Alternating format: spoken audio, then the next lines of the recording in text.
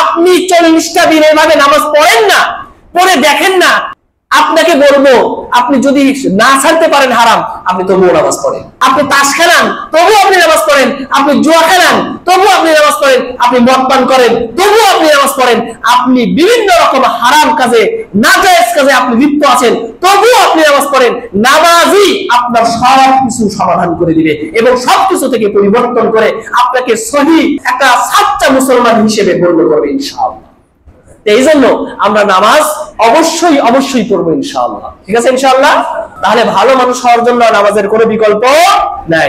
আমরা যদি ভালো মানুষ হতে চাই তাহলে নামাজ পড়বো, দিলটাকে যদি উদার করতে চাই নামাজ পড়বো, দুনিয়াবী সমস্যা সমাধান যদি করতে চাই নামাজ পড়বো, আমার সন্তানের অসুখ, এই অসুখকে যদি ভালো করতে চাই আগে আমি নামাজে দাঁড়াবো। সাহাবায়ে কেরাম এরকম ভাবেই দাঁড়িয়েছেন নামাজের মধ্যে, কোন সমস্যা হয়েছে সাথে নামাজে দাঁড়াইছে।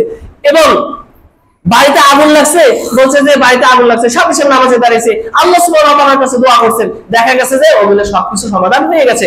ভরসা থাকতে হবে কার উপরে? আল্লাহর উপরে।